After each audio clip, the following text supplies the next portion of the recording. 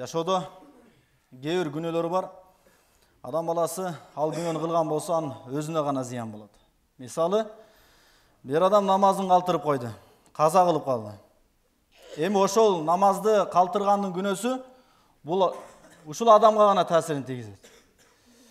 Ал эми кээ бир күнөөлөр бар, ал күнөөнүн таасири өзүнө гана эмес, балким жалпы айылына терегине, жалпы адамзатына тие турган күнөөлөр. Но ошол күнөөлөрдөн толугу менен сактаныш керек. Себеби биринчиден адамдын өзүнө зыян, аны экинчиден жалпы элге, айылына тегерекке анын зыяны, анын таасири сөзсүз тийип турат. Но ошол күнөөлөрдүн бириси риба. Башкача айтканда, биздин тилде айтканда, пайызга акча берүү жана пайызга акча алуу, үстөккө алуу. Бул ушунчалык чоң күнөө. Аллах Таала Куранда көптөгөн жерде эскертип да кеткен, андан сактанууга эскерткен. Жана мурунку коомдордун ошонун себебинен да жок болушун айткан. Пайгамбар саллаллаху алейхи ва саллям хадистерине дагы андан сактанууну баяндап кеткен. Сүткорлук, үстөккө акча алуу, пайызга акча алуу бул ушунчалык чоң күнөө. Абдулла бин Салам айтат, рибанын 72ден ашуун, башка бир риwayatта 72 анын зыяны бар дейт.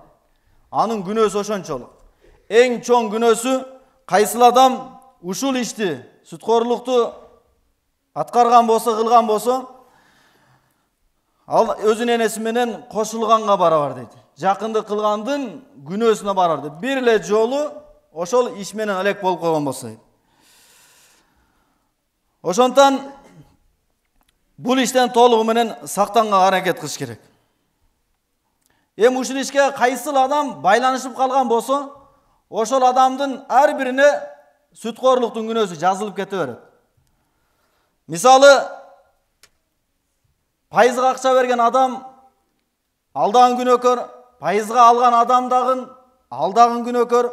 Эми ошол жерде анын документ иштерин бүтүрүп жүргөн алдагы күнөөкөр, ошону көтөрүшүп башка бир жерге алып барып койгон алдагы күнөөкөр, ошого мүмкүнчүлүк берген учурда мисалы банктар десек, ошо банктын үстүнө турган адам да күнөөкөр болуп эсептелет. Пайгамбар саллаллаху алейхи ва саллям айтты: "Ла'на Расулуллах саллаллаху алейхи ва саллям акила риба ва мукилуху ва шахидайхи ва катибаху."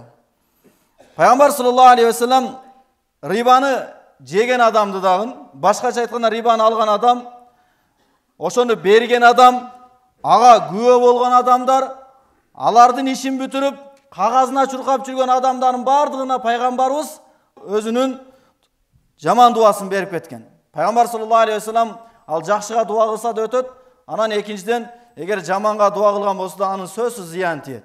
Көптөгөн хадистерде рибанын күнөөсү зынанын күнөөсүнөн дагы чоңураак экендигин баяндаган.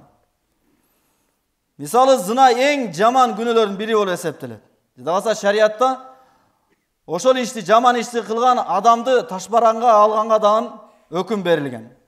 Башка бир өлкөдө бир адам 60 адам өлтүрүп, 60-чысында соттон чечим чыгат экен эки түрдүү.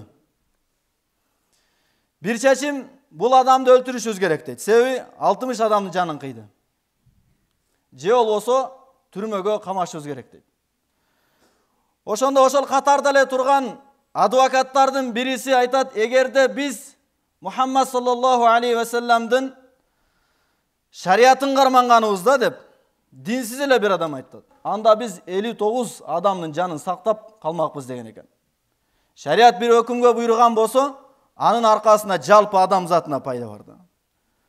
Эгерде жанагы адамды башында эле эгерде жазасын бергенде 59 адам ал тирүү калмак экен. Ошону көргөн, ошол ишти кылган адамды көргөн адамдар дагы экинчи андай ишке барбайт.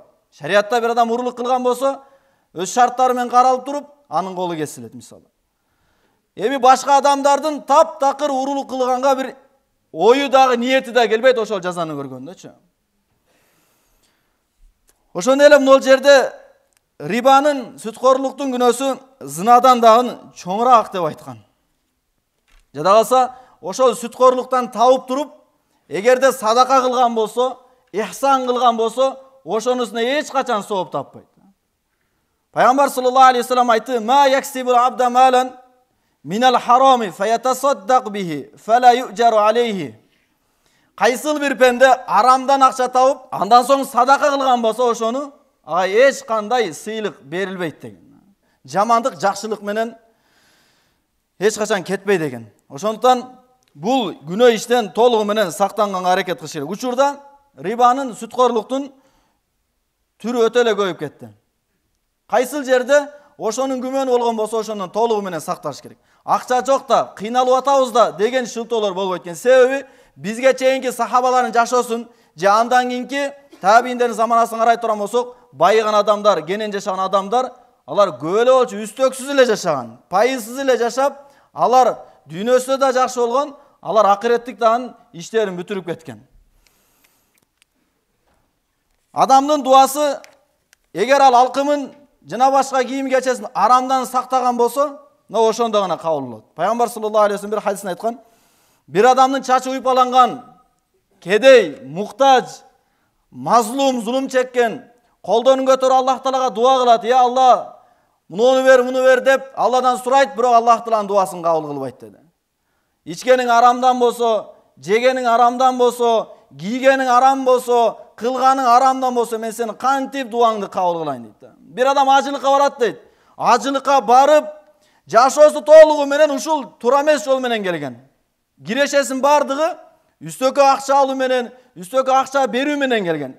Барып Кабанын сыртында ошол турган материалын кармап туруп, Аллахтан дуа кылып, Алладан кечирим сурай турган болсо, анын дуалары кабыл эмес дейт. Не үчүн? Себеби Аллах Таала алкымдан арам өткөн нерселер адамдардын бир дагы дуасын Аллах Таала кабыл кылбайт экен. Умар бин Хаттаб радиаллаху анху айтат: "Кайсыл жерде, кайсыл айылда, же болсо кайсыл шаарда, же кайсыл өлкөдө зына менен сүткөрлүк ачыкка чыгып көбөйүп кеткен болсо, адамдар адаттагы эле иш катары колдонуп, адатта иш катары эле пайдаланып жаткан болсо, анда ошол жер, ошол айылдын баардыгы жок болот деген да. Мына учурда ошондой болуп калды. Сүткөрлүк акча алыш, пайызга акча бериш, акча алыш адаттагы эле бир жөнөкөй бир көнүмүш иш болуп калды. Ошондон мына ушул иштен толугу менен сакташыбыз керек. Пайгамбар саллаллаху алейхи ва саллям айтты: "Адамдарга ушундай бир замана келет" деди. Бир дагы адам калбайт, алар сүткөрлүктөн ошол пайызга акча албай койгон дейт. Сахабалар сурады: "Я Аллахнын элчиси, бир дагы адам калбайбы" деди. Бир дагы адам калбайт деди. Уламалар ачыктап айтат: "Берген адам күнөөкөр, алган адам күнөөкөр, жанында турган шахиттер күнөөкөр, жазган алар да күнөөкөр, ошого жардам берген аларга да таасирин тиет. Эгерде ал адам сизди конокко чакырган болсо, ошол күнөөгө сиз да шериктеш болуп каласыз" деди. Ошондон бул сүткөрлүк менен алектенген адамдын жашоосу эч качан тынчыбайт. Ушунун себебинен көптөгөн үй бүлөлөрдө уруш жаңжал чыгат. Күнөөнүн таасири жүрөктөрдү талкалайт. Бири-бирине үстөккө акча берген адамдардын ортосунда мухаббат качат. Адамдын жүрөгүнө мерездик пайда болот экен да. Эч качан мунун натыйжасына бир пайдалуу бир натыйжага жетпейт экен. Сыртынан бул адам байып аткан болушу мүмкүн, заңгырат үйлөр салып аткан болушу мүмкүн, машиналарды минип жыргап жашаган болушу мүмкүн сыртынан, бирок бир күн эмес, бир күн Аллах Таала ошол кылган күнөөсүнүн себебинен Аллах Таала бир күндүн ичинде тапкан бардык байлыгын Аллах Таала бир заматта эле аны жок кылып салат экен. Ошондон Аллах Таала мына ушул нерселерден, ушундай жаман оор күнөөлөрдөн сактанганга баарыбызга мүмкүнчүлүк берсин. Аллах Таала адал жол менен табып, адал нерселерди сарпташка баарыбызга мүмкүнчүлүк берсин.